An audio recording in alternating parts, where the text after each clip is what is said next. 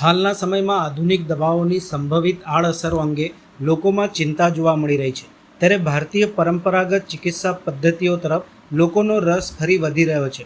ખાસ કરીને આયુર્વેદમાં માત્ર બીમારીની સારવાર જ નહીં, પરંતુ યોગ્ય આહાર વિહાર, દિનચર્યા અને જીવનશૈલી દ્વારા સ્વાસ્થ્ય જાળવવા ઉપર ભાર મૂકવામાં આવે છે. જ્યારે હોમિયોપેથીમાં પણ વિવિધ પ્રકારની તકલીફો માટે લાંબા ગાળાની સારવાર લેવા તરફ લોકોનો રસ જોવા મળી રહ્યો છે. આયુર્વેદની વાત કરીએ તો તેની પરંપરા પ્રાચીન સમયથી ભારતમાં જોવા મળે છે. પૌરાણિક માન્યતા અનુસાર ભગવાન ધન્વંતરીને આયુર્વેદના દેવતા માનવામાં આવે છે અને સમુદ્ર મંથનમાંથી ભગવાન ધન્વંતરી અમૃત કળશ સાથે પ્રગટ થયા હોવાનો ઉલ્લેખ મળે છે. આયુર્વેદની વિશેષતા માત્ર ઔષધિઓમાં જ નહીં, પરંતુ યોગ્ય આહાર, નિયમિત દિનચર્યા, ઋતુ અનુસાર જીવનશૈલી અને શરીર મનની તંદુરસ્તી જાળવવા ઉપર આપવામાં આવતા ભારમાં પણ રહેલી છે. કોરોના કાળ દરમિયાન પણ આયુષ પદ્ધતિઓ, યોગ અને આયુર્વેદ પ્રત્યે લોકોમાં રસ વધ્યો છે. વડોદરાના સયાજીગંજ વિધાનસભા મત વિસ્તારમાં ગોરવા ખાતે સરકારી આયુર્વેદિક અને હોમિયોપેથી હોસ્પિટલનું ખાતમુહૂર્ત કરવામાં આવ્યું હતું. સરકારના આયુષ વિભાગ દ્વારા આશરે ₹33 લાખના ખર્ચે આ હોસ્પિટલનું નિર્માણ કરવામાં આવશે.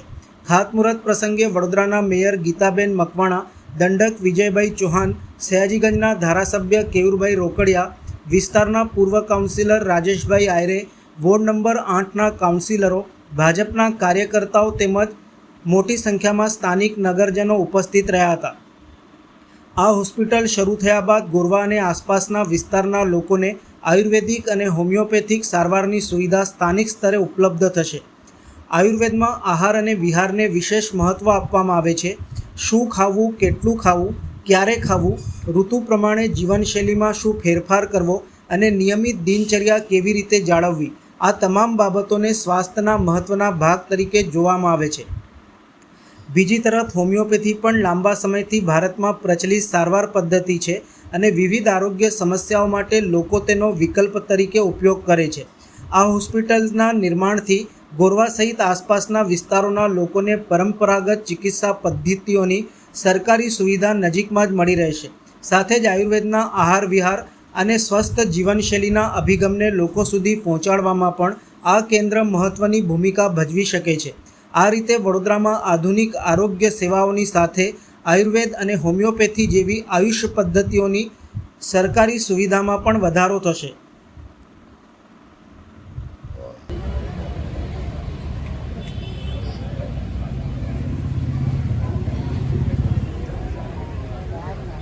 આજે ગુજરાત સરકાર દ્વારા 33 લાખના ખર્ચે અહીંયા એક આયુર્વેદિક તેમજ હોમિયોપેથિક દવાખાનું માટે અહીંયા ખાતમુહૂર્ત કરવામાં આવી રહ્યું છે ગોરવા સયાજીગંજ વિધાનસભામાં. અને અમારી સાથે વિધાનસભાના કેયુરભાઈ રોકડિયા ધારાસભ્ય તેમજ નેતા અમારા શ્વેતાબેન, દંડક વિજયભાઈ અને સૌ કાઉન્સિલરો અમારી સાથે છે અને વિસ્તારના લોકો પણ અહીં જોડાયા છે અને ખાતમુહૂર્ત કર્યું છે. અને જે આજે દવાખાનું બનવા જઈ રહ્યું છે એ નજીકના વિસ્તારના લોકોને સારો એવો સુવિધા પૂરી પાડશે. સયાજીગંજ વિધાનસભાનું આયુર્વેદિક અને હોમિયોપેથિક ક્લિનિકનું આજે ગોરવા શાક માર્કેટની સામે ખાતમુહૂર્ત કરવામાં આવ્યું છે. વર્ષોથી આ વિસ્તારના નાગરિકોની માંગ હતી કે આયુર્વેદિક અને હોમિયોપેથિક ક્લિનિક જે વિના મૂલ્યે સારવાર આપે, લોકોને લાખો રૂપિયાની મેડિસિનની બચત થાય, દવાની બચત થાય, અને એના ભાગરૂપ આજે આ ખાતમુહૂર્ત કરવામાં આવ્યું છે. 6 થી 8 મહિનામાં આ વિસ્તારમાં આ ક્લિનિક તૈયાર થઈ જશે. ગુજરાત સરકાર દ્વારા આ ક્લિનિક ઓપરેટ પણ કરવામાં આવશે, રન પણ કરવામાં આવશે, આનું બાંધકામ પણ કરવામાં આવશે. તો ગુજરાત સરકાર દ્વારા જે આયોજન થયું છે, કલેક્ટરશ્રીએ જમીન ફાળવી છે અને જે અમારી વર્ષોથી માંગ આ વિસ્તારમાં અમારી હતી, કલેક્ટરમાં વર્ષોથી માંગ હતી, એને આજે પૂરી કરવામાં આવી છે. હું આ તબક્કે તમામ ડિપાર્ટમેન્ટનો આભાર વ્યક્ત કરું છું અને વિસ્તારના નાગરિકોને 6 થી 8 મહિનાની અંદર નવીન દવાખાનું, આયુર્વેદિક હોમિયોપેથિક ક્લિનિક તજજ્ઞ ડૉક્ટરો દ્વારા સેવા આપવામાં આવશે. અહીંના લોઅર ક્લાસ, મિડલ ક્લાસ તમામ વર્ગના લોકોને અહીંયા ખૂબ મોટો ફાયદો. ઉત્સવપ્રિય વડોદરા શહેરમાં વિવિધ તહેવારોની શ્રદ્ધા અને ઉલ્લાસપૂર્વક ઉજવણી કરવામાં આવે છે. હાલ દશામાતા વ્રત અને ગણેશ ઉત્સવને લઈને શહેરમાં વિવિધ આગમન યાત્રાઓ નીકળી રહી છે, જેમાં ડીજે પણ વગાડવામાં આવે છે. જો કે શ્રદ્ધા અને ભક્તિભાવ સાથે નીકળતી આ આગમન યાત્રાઓમાં કેટલાક શ્રદ્ધાવિહીન અને અસામાજિક તત્વો પણ પ્રવેશી જતા હોય છે, જે સંસ્કારી નગરી વડોદરાની પરંપરાને લજવી રહ્યા છે. સંસ્કારવિહીન આવા તત્વો શહેરના વાતાવરણને પણ બગાડતા હોય છે. ભગવાનની ભક્તિ કરતાં પોતાનું વર્ચસ્વ જમાડવાની જાણે હોડ લાગી હોય તેમ નજીવી બાબતોમાં બોલાચાલીથી લઈને મારામારી સુધીની ઘટનાઓ પણ બની રહી છે. વડોદરામાં રાવપુરા મંડળની ભવ્ય ગણેશ આગમન યાત્રા દરમિયાન લહેરીપુરા દરવાજા પાસે આવી જ રીતે મારામારીની ઘટના બની હોવાનો વિડીયો સોશિયલ મીડિયામાં વાયરલ થયો છે. આ અગાઉ પણ દશામાતાની આગમન યાત્રા દરમિયાન આ જ પ્રકારની મારામારીની ઘટના સામે આવી હતી. ત્યારે હવે શહેરમાં કાયદો અને વ્યવસ્થા જળવાઈ રહે તે માટે પોલીસ દ્વારા આવી આગમન યાત્રાઓ દરમિયાન ચુસ્ત બંદોબસ્ત અને સતત દેખરેખ રાખવામાં આવે તે જરૂરી છે. સાથે જ આવા અસામાજિક તત્વો સામે કડક કાર્યવાહી કરવામાં આવે, જેથી ધાર્મિક ઉત્સવો દરમિયાન આવી ઘટનાઓનું પુનરાવર્તન અટકાવી શકાય. વડોદરા શહેરના સયાજીગંજ વિધાનસભા મત વિસ્તારમાં આશરે 3 કરોડ 9 લાખ રૂપિયાના વિકાસ કાર્યોનું ખાતમુહૂર્ત કરવામાં આવ્યું છે. ગોરવા ખાતે આયુષ હોસ્પિટલ અને કરોડિયા ખાતે હાઈ ટેન્શન વીજ લાઇનના અંડર કેબલ નાખવાના કામનું ભૂમિપૂજન કરવામાં આવ્યું હતું. મેયર ગીતાબેન મકવાણા અને ધારાસભ્ય કેવુરભાઈ રોકડિયાના હસ્તે આ વિકાસ કાર્યોની શરૂઆત કરવામાં આવી હતી. વડોદરાના સયાજીગંજ વિધાનસભા મત વિસ્તારમાં વિકાસ કાર્યોને વેગ આપવામાં આવી રહ્યો છે. ગોરવા ખાતે સરકારી આયુર્વેદિક અને હોમિયોપેથી હોસ્પિટલના નિર્માણ કાર્યનું ખાતમુહૂર્ત કરવામાં આવ્યું હતું. જ્યારે કરોડિયા ખાતેના મસાણી માતાના મંદિર નજીક ગુજરાત સરકારની DISS યોજના અંતર્ગત 2 કરોડ 76 લાખ રૂપિયાના ખર્ચે હાઈ ટેન્શન લાઇનનું અંડરગ્રાઉન્ડ કેબલ નાખવાના કામનું ખાતમુહૂર્ત કરવામાં આવ્યું હતું. આ બંને વિકાસ કાર્યોની કુલ કિંમત 3 કરોડ 9 લાખ રૂપિયા થાય છે. ખાતમુહૂર્ત વડોદરા મહાનગરપાલિકાના મેયર ગીતાબેન મકવાણા અને સયાજીગંજ વિધાનસભાના ધારાસભ્ય કેવુરભાઈ રોકડિયાના હસ્તે કરવામાં આવ્યું હતું. કાર્યક્રમમાં વડોદરા મહાનગરપાલિકાના દંડક વિજયભાઈ ચૌહાણ, શહેર ભાજપના કારોબારી સભ્ય અને પૂર્વ કાઉન્સિલર રાજેશભાઈ આયરે, વોર્ડ નંબર 8 અને 9ના કાઉન્સિલરો, ભાજપના કાર્યકર્તાઓ તેમજ વિસ્તારના નાગરિકો ઉપસ્થિત રહ્યા હતા. આયુષ હોસ્પિટલના નિર્માણ માટે 33 લાખ રૂપિયાનો ખર્ચ કરવામાં આવશે. હોસ્પિટલ બનવાથી ગોરવા અને આસપાસના લોકોને આયુર્વેદિક તથા હોમિયોપેથી સારવારની સુવિધા મળશે. જ્યારે કરોડિયા વિસ્તારમાં હાઈ ટેન્શન લાઇનનું અંડરગ્રાઉન્ડ કેબલિંગ થતાં વીજ વ્યવસ્થામાં સુધારો થવાની સાથે સ્થાનિકોને રાહત મળશે.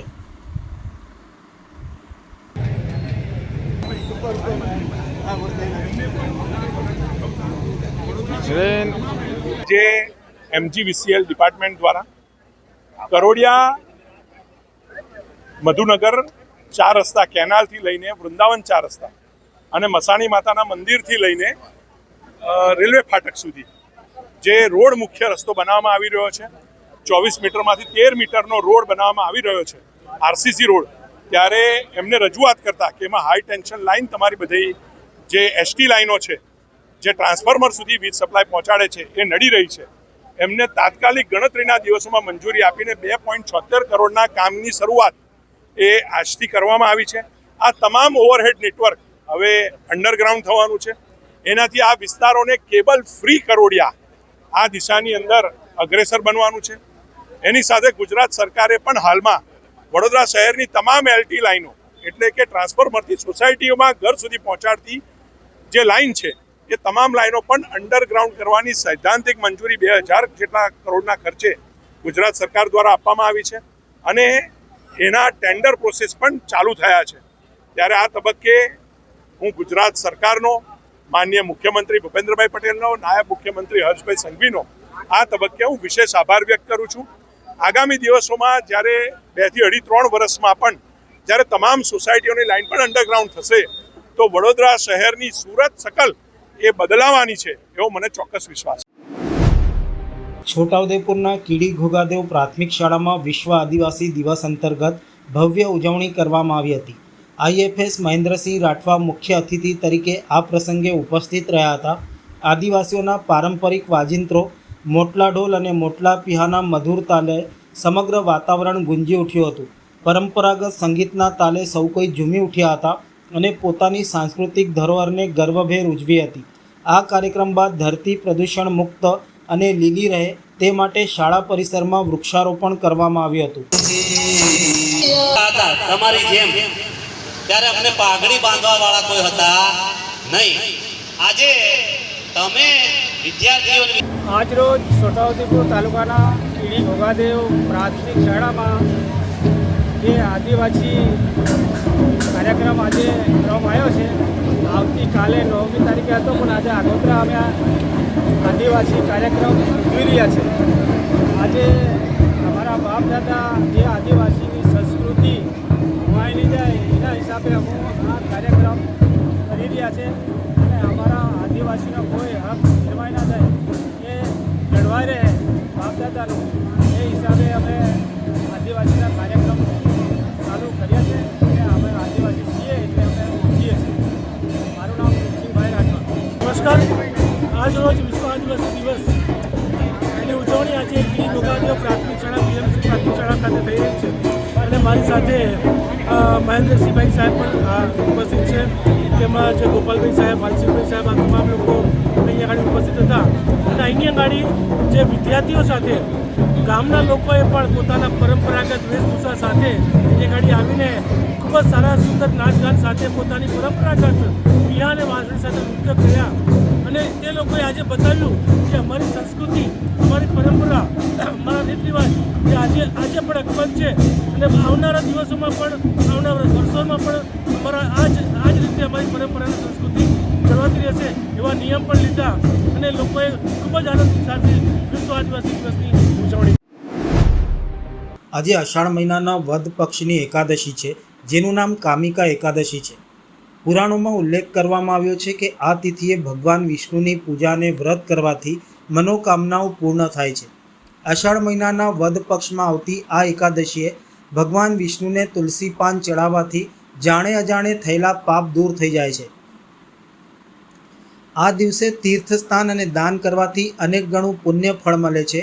સ્કંદ પુરાણમાં ઉલ્લેખ છે કે અષાઢ મહિનાના વદ પક્ષમાં આવતી એકાદશીએ વ્રત, પૂજા અને દાન કરવાથી જાણે અજાણે થયેલા પાપો દૂર થઈ જાય છે, પરંતુ ફરી જાણી જોઈને કોઈ પાપ કે અધર્મ થશે નહીં એવો સંકલ્પ ભગવાન વિષ્ણુની સામે લેવાથી જ આ વ્રતનું ફળ મળે છે. આ વ્રત વર્ષની 24 એકાદશીઓમાં સૌથી ખાસ માનવામાં આવે છે. કામિકા એકાદશી વ્રતની કથા સાંભળવાથી યજ્ઞ કરવા સમાન ફળ મળે છે. આ વ્રત વિશે બ્રહ્માજીએ દેવર્ષિ નારદજીને જણાવ્યું છે કે પાપથી ભયભીત મનુષ્યોએ કામિકા એકાદશીનું વ્રત કરવું જોઈએ. પાપનો નાશ કરવા માટે એકાદશી વ્રત સૌથી શ્રેષ્ઠ ઉપાય છે. સ્વયં પ્રભુએ કહ્યું છે કે કામિકા વ્રતથી કોઈ પણ જીવ કુયોનિમાં જન્મ લેતો નથી. જે વ્યક્તિ આ એકાદશીએ શ્રદ્ધા ભક્તિ દ્વારા ભગવાન વિષ્ણુને તુલસીના પાન અર્પણ કરે છે તેવા બધા પાપથી મુક્ત રહે છે. અષાઢ વદ એકાદશીને કામિકા એકાદશી તરીકે ઉજવવામાં આવે છે. હિન્દુ ધર્મમાં કામિકા એકાદશીનું વિશેષ ધાર્મિક મહત્ત્વ માનવામાં આવે છે. આ પવિત્ર દિવસે ભગવાન વિષ્ણુની આરાધના સાથે ઉપવાસ, પૂજા અને દાનનું વિશેષ મહત્ત્વ રહ્યું છે. ભક્તો શ્રદ્ધાપૂર્વક ભગવાનના દર્શન કરી સુખ, શાંતિ અને સમૃદ્ધિ માટે પ્રાર્થના કરતા હોય છે. દરમિયાન દર્ભાવતીના ધારાસભ્ય શૈલેષભાઈ મહેતા તેમજ મહેતા પરિવાર દ્વારા દર 11 યાત્રાધામ કરનાળી ખાતે આવેલ શ્રી કુબેર ભંડારી મંદિરના દર્શન કરવાની પરંપરા છે. આજે કામિકા એકાદશીના પાવન અવસરે દર્ભાવતીના ધારાસભ્ય શૈલેષભાઈ મહેતા અને ગુજરાત બ્રહ્મશક્તિ જાગૃતિ મંચના પ્રમુખ મીનાબેન મહેતાએ કરનાળી કુબેર ભંડારી મંદિરે પહોંચીને પૂજા, અભિષેક અને આરતી કરી ધન્યતા અનુભવી હતી. આ પ્રસંગે તેમને સર્વ ભક્તજનોના સુખ, શાંતિ, આરોગ્ય અને સમૃદ્ધિ માટે મંગલમય પ્રાર્થના કરી હતી. આજે વદ 11, આજની 11ને કામિકા એકાદશી તરીકે ઓળખવામાં આવે છે. વર્ષોના નિયમ મુજબ વદ 11 આજે કુબેર દાદાને અભિષેક, પૂજા અને આરતીનો લાભ મળ્યો છે. હું આપના મારફત આજે વિશ્વ આદિવાસી દિવસ છે ત્યારે સમગ્ર વડોદરા શહેર જિલ્લાના આદિવાસીઓને આદિવાસી દિવસની શુભેચ્છા આપું છું. ને આગામી શ્રાવણ માસ શરૂ થઈ રહ્યો છે ત્યારે તમામને શ્રાવણ માસ નિમિત્તે કુબેર દાદાના આશીર્વાદ મેળવવા પધારવા આમંત્રણ પણ આપું છું. સાથે સાથે કુબેર દાદાને પ્રાર્થના કરું છું કે જે કોઈ મનોરથ લઈને અહીંયા આગળ આવે તમામ મનોરથીઓને મનોરથ પૂર્ણ થાય એ જગતના દૈવ. વડોદરાના સયાજીગંજ વિસ્તારમાં આવેલા પ્રોફિટ સેન્ટરના બેઝમેન્ટ પાર્કિંગમાં બપોરના સમયે અચાનક આગ લાગતા અફરાતફરીનો માહોલ સર્જાયો હતો. આગની જાણ થતાં પ્રેસિડેન્ટ હોટલના સ્ટાફે તાત્કાલિક ફાયર સેફ્ટીના સાધનોની મદદથી આગ ઉપર કાબૂ મેળવવાના પ્રયાસ શરૂ કર્યા હતા. આ સાથે જ ફાયર બ્રિગેડને પણ આગની જાણ કરવામાં આવતા ફાયર વિભાગના 3 બંબા તાત્કાલિક ઘટના સ્થળે આવી પહોંચ્યા હતા અને આગ ઉપર કાબૂ મેળવ્યો હતો. પ્રાથમિક તપાસમાં કેબલમાં શોર્ટ સર્કિટના કારણે આગ લાગી હોવાનું સામે આવ્યું છે. જો કે આગ લાગવાનું ચોક્કસ કારણ જાણવા ફાયર વિભાગ દ્વારા વધુ તપાસ હાથ ધરવામાં આવી રહી છે. સમયસર આગ ઉપર કાબૂ મેળવી લેવાતા મોટી દુર્ઘટના ટળી હતી અને લોકોએ રાહતનો શ્વાસ લીધો હતો. પ્રોફિટ સેન્ટરના અંદર નીચેથી લાઈનો ગયેલી છે બેઝમેન્ટમાં અને એમને ગુચ્છા ગયેલા છે, પણ શું છે લાઈન બીજી કંઈ લઈ ગઈ એમ હતા જ નથી એમને. તો ત્યાંથી શોર્ટ સર્કિટ થઈ, એકમાં શોર્ટ સર્કિટથી બધે જ આગ લાગી. પ્રોફિટ સેન્ટરમાં એમના ડગમાં બી આગ લાગી. હોટલના કર્મચારીએ આગ બુઝાવવાની બહુ કોશિશ કરી અને લગભગ 75% તો બુઝાઈ જ હતી અને પછી ફાયરવાળા આવી ગયા અને એમને પછી કામ કમ્પ્લીટ કરીને આપ્યું. બેઝમેન્ટમાં અમારો નુકસાન એ ને વાયર બધા બળી ગયા એમના, બસ બીજું કોઈ જાનહાની કોઈ નથી થઈ. વડોદરામાં ઓટો રિક્ષામાં પેસેન્જર તરીકે બેસીને મહિલા મુસાફરની નજર ચૂકવી તેમના થેલામાંથી સોનાની બુટ્ટીની ચોરી કરનાર મહિલા આરોપીને ક્રાઇમ બ્રાન્ચે ઝડપી પાડી હતી અને આરોપી પાસેથી ચોરી કરાયેલ 96,000ની સોનાની બુટ્ટી જપ્ત કરી હતી. ફરિયાદી મહિલા એમજી રોડ ઉપર આવેલ હરિકૃષ્ણ જ્વેલર્સમાંથી કાનમાં પહેરવાની 5 ગ્રામ 810 મિલીગ્રામ વજનની ₹96,000ની સોનાની બુટ્ટીની એક જોડી ખરીદી હતી. ત્યારબાદ તેઓ સાધના સિનેમા પાસેથી ઓટો રિક્ષામાં બેસી ભારતીય સ્કૂલ તરફ જઈ રહ્યા હતા. દરમિયાન સાંજના આશરે 6 થી 6:30 વાગ્યાના સમયગાળા દરમિયાન ફરિયાદી મહિલાની બાજુમાં એક અજાણી મહિલા પેસેન્જર તરીકે બેસી હતી. આ મહિલાએ ફરિયાદી મહિલાની નજર ચૂકવી તેની પાસે રહેલી થેલીને બ્લેડ મારી થેલીમાં મૂકેલ ₹96,000ની સોનાની બુટ્ટીની ચોરી કરી લીધી હતી. આ અંગે અજાણી મહિલા સામે વાડી પોલીસ મથકે ફરિયાદ નોંધવામાં આવી હતી. વડોદરા શહેર ક્રાઇમ બ્રાન્ચની ટીમે આરોપી મહિલાને શોધી કાઢવા માટે સીસીટીવી ફૂટેજ, હ્યુમન સોર્સ તથા સતત પેટ્રોલિંગના આધારે તપાસ શરૂ કરી હતી. દરમિયાન ટીમને મળેલી બાતમીના આધારે તરસાલીથી સોમા તળાવ રોડ ઉપર અમર શ્રદ્ધા બુડાના મકાન તરફ જવાના રસ્તા પાસે આવેલ ખુલ્લા મેદાનમાંથી બાતમી મુજબની એક મહિલાને ક્રાઇમ બ્રાન્ચે ઝડપી પાડી હતી. ઝડપાયેલી મહિલાની ઓળખ જુલી ઉર્ફે પુરુષોત્તમભાઈ દેવી પૂજક, વાઇફ ઓફ મોસીનભાઈ ઇમ્તિયાઝ મંસૂરી રહે રઝાનગર બોડેલી તરીકે થઈ હતી. તેની પાસેથી એક મોબાઈલ ફોન તેમજ દુપટ્ટાના છેડે ગાંઠ મારીને રાખવામાં આવેલી સોનાની બુટ્ટીની જોડી મળી આવી હતી. પોલીસે સોનાની બુટ્ટી અંગે બિલ અને માલિકી બાબતે પૂછપરછ કરતા મહિલા સંતોષકારક જવાબ આપી શકી ન હતી. વધુ પૂછપરછમાં તેને ઓટો રિક્ષામાં ફરિયાદી મહિલા સાથે પેસેન્જર તરીકે બેસી સાધના સિનેમા અને ભારતીય સ્કૂલ વચ્ચેના રસ્તામાં ફરિયાદીની નજર ચૂકવી તેમની થેલીને બ્લેડ મારી સોનાની બુટ્ટી ચોરી કરેલ હોવાનું કબૂલ્યું હતું. આથી પોલીસે સોનાની બુટ્ટીની એક જોડ કબજે કરી કાયદેસરની કાર્યવાહી હાથ ધરી છે. વાડી પોલીસ સ્ટેશનમાં નોંધાયેલ ચોરીના ગુનાનો ભેદ ઉકેલાતા આરોપી મહિલાને વધુ તપાસ માટે વાડી પોલીસને સોંપવામાં આવી છે. વડોદરા શહેરના રાજમહેલ રોડ ઉપર ડમ્પરની અડફેટે પોલીસની 2 ગાડીઓ સહિત ક્રેટા કારને અકસ્માત નડ્યો હતો. અકસ્માતમાં એક પોલીસ કર્મચારી ઇજાગ્રસ્ત થતાં 108 એમ્બ્યુલન્સ મારફતે તેમને સારવાર અર્થે હોસ્પિટલ ખસેડવામાં આવ્યા હતા. ઘટનાના પગલે ભારે વાહનોના ચાલકોના બેફામ સંચાલન અને ટ્રાફિક નિયમોના પાલન સામે ફરી સવાલ ઉઠ્યા છે. વડોદરાના રાજમહેલ રોડ ઉપરથી બોમ્બ સ્કોડની ગાડી અને પોલીસની એક જીપ પ્રસાર થઈ રહી હતી. તે દરમિયાન પાછળથી પૂરપાટ ઝડપે આવેલા ડમ્પર ચાલકે પોલીસની જીપ અને બોમ્બ સ્કોડની ગાડીને પાછળથી અડફેટે લીધી હતી. અકસ્માતની ટક્કર એટલી જોરદાર હતી કે નજીકમાં રહેલી ક્રેટા કારને પણ ભારે નુકસાન થયું હતું. અકસ્માતમાં એક પોલીસ કર્મચારી ઇજાગ્રસ્ત થયા હતા. ઇજાગ્રસ્ત પોલીસ કર્મચારીને તાત્કાલિક 108 એમ્બ્યુલન્સ મારફતે સારવાર અર્થે ખસેડવામાં આવ્યા હતા. અકસ્માત બાદ ભારે વાહન ચાલકો દ્વારા ટ્રાફિક નિયમોનું કેટલું પાલન કરવામાં આવે છે તે અંગે પણ સવાલ ઊભા થયા છે. શહેરમાં માર્ગો ઉપર સતત ટ્રાફિક રહેતો હોય છે તો અનેક સ્થળોએ ટ્રાફિક સિગ્નલ પણ આવેલા છે.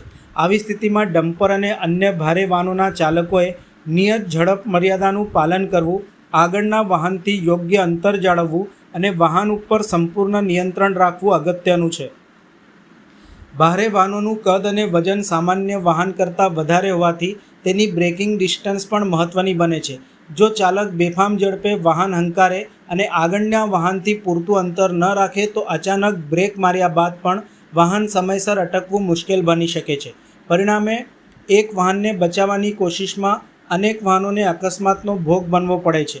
શહેરમાં સીસીટીવી કેમેરાનું નેટવર્ક ઉપલબ્ધ હોવા છતાં ટ્રાફિક નિયમોનું ઉલ્લંઘન કરતા ભારે વાહન ચાલકો સામે સતત અને કડક કાર્યવાહી થવી જરૂરી છે, કારણ કે આવા વાહનોની બેદરકારીનો ભોગ માત્ર અન્ય વાહન ચાલકો જ નહીં પરંતુ નિર્દોષ રાહદારીઓ પણ બનતા હોય છે.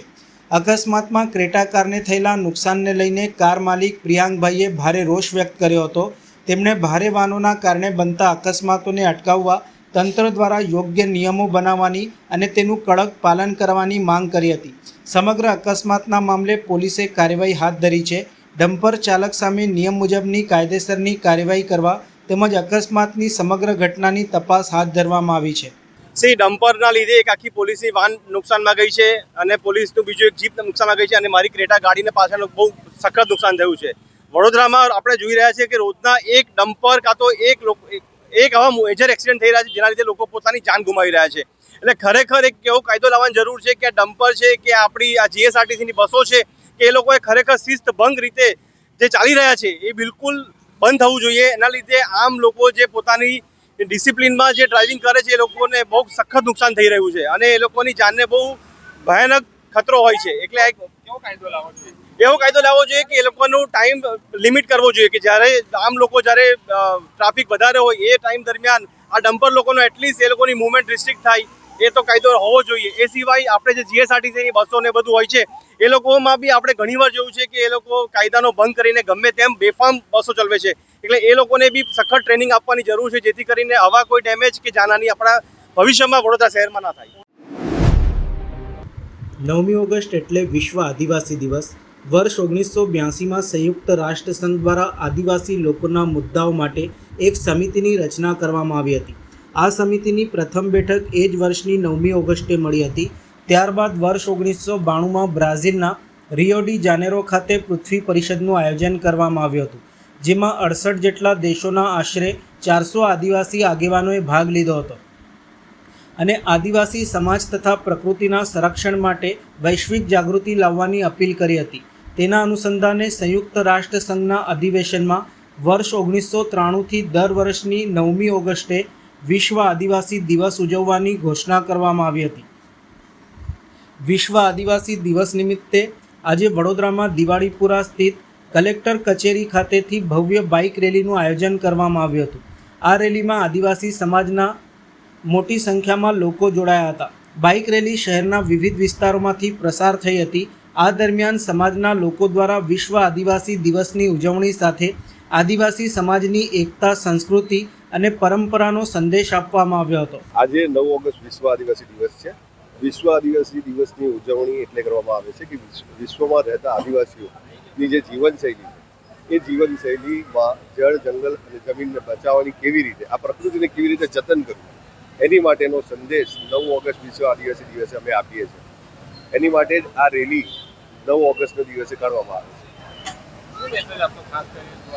ખાસ કરીને આખા સમાજને, ગુજરાતને, વડોદરાને, આપણા ઇન્ડિયાને, આપણા ભારત દેશને અને પૃથ્વી પર રહેતા દરેક જીવને સંદેશ એ આપવા માંગીએ છીએ કે આ પ્રકૃતિનું આપણે જતન કરીશું તો જ આ જગ્યા પર, આ દુનિયામાં, આ ધરતી પર આપણે સુખે શાંતિથી રહી શકીશું.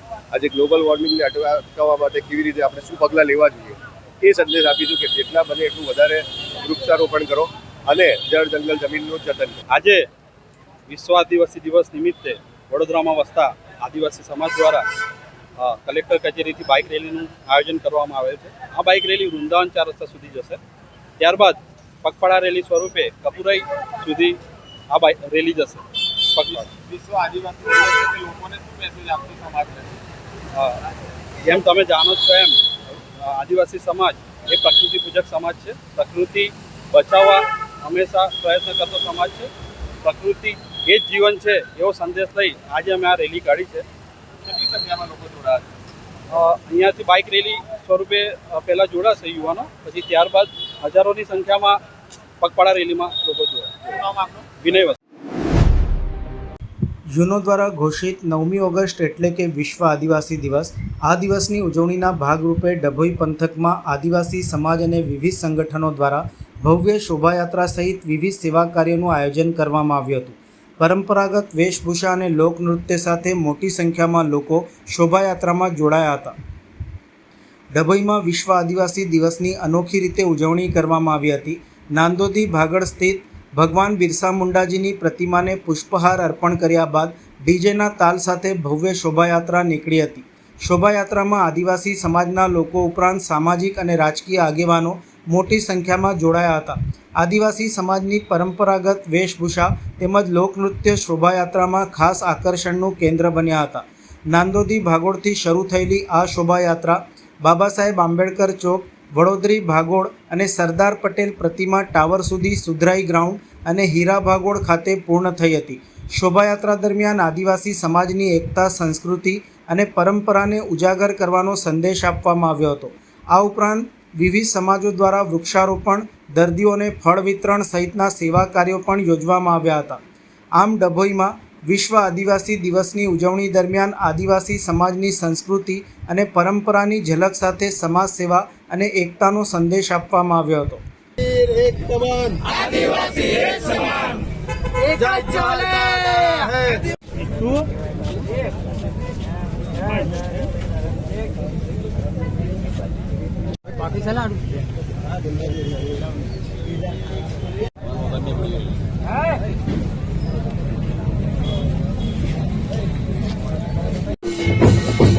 જોહાર, જય આદિવાસી. આજે 9 ઓગસ્ટ વિશ્વ આદિવાસી દિવસ નિમિત્તે દેશ વિદેશના તમામ આદિવાસી ભાઈઓ બહેનોને હાર્દિક શુભકામનાઓ અને સાથે સાથે જોહાર અભિવંદન આપું છું. આજે 9 ઓગસ્ટ માત્ર ડભોઈ કે ભારત દેશમાં પૂરતો સીમિત નથી, પરંતુ પૂરા વિશ્વભરની અંદર આદિવાસી સમાજની સંસ્કૃતિ, ઓળખ, પરંપરા, અસ્તિત્વ અને સાંસ્કૃતિક આ કાર્યક્રમ ઉજાગર કરવાનો દિવસ છે. આ રેલી માત્ર રેલી કે કોઈ કાર્યક્રમ નથી, પણ આદિવાસી સમાજની ઓળખ, સંસ્કૃતિ, પરંપરા અને એક જીવન જીવવાની શૈલીઓ હોય, જેને લઈ આદિવાસી સમાજ આજે એકઠો થયો છે. ત્યારે ડભોઈમાં વિશ્વ આદિવાસી ઉજવણી સમિતિ અને આદિવાસી બિરસા યુવા સંગઠનના નેતૃત્વ હેઠળ આ ભવ્ય રેલીનું આયોજન કરેલું છે. ત્યારે તમામ આદિવાસી ભાઈઓ બહેનોને આ તબક્કે રેલીમાં જોડાયેલા આદિવાસી ભાઈઓ બહેનોને હાર્દિક શુભકામનાઓ પાઠવું છું. અને સાથે સાથે ભગવાન બિરસા મુંડાજીની પ્રતિમા, જે ડભોઈની લોકોની માંગ હતી કે ઘણા વર્ષોથી કે બિરસા મુંડા ભગવાનની પ્રતિમા હોવી જોઈએ, જેમાં ગત સમગ્ર સભામાં ડભોઈમાં સર્વાનુમતે મંજૂર કર્યું. એ બદલ નગરના ચૂંટાયેલા જનપ્રતિનિધિઓ પણ આભાર માનીએ છીએ. અને સાથે સાથે આ ભગવાન બિરસા મુંડાજીની જીવન, વિચાર અને સંઘર્ષને પ્રેરણા લઈ સમાજને એક જ સંદેશો આપવા માંગીએ છીએ કે સમાજ શિક્ષિત બને, સંગઠિત બને અને સંસ્કૃતિ અને પરંપરા જળવાઈ રહે તે માટે સતત પ્રયત્ન કરવાની અમારી સૌની જવાબદારી છે. આ સાથે ડભોઈની ધરતી પર એટલું કહીશ કે આદિવાસી એક છે, એકઠા છે અને સંગઠિત છે. અને જ્યારે જ્યારે અત્યાચાર અને અન્યાય થશે ત્યારે હર હંમેશ માટે આદિવાસી સમાજ આજે જાગૃત અને ઉજાગર છે. જે આ સંદેશો આપી આદિવાસી ભાઈઓ બહેનોને હાર્દિક શુભકામનાઓ પાઠવું છું. સાથે સાથે આ કાર્યક્રમને જન સુધી પહોંચાડવાના પત્રકાર મિત્રોનો પણ આ તબક્કે ખૂબ ખૂબ આભાર માનું છું. જોહાર, જય આદિવાસી.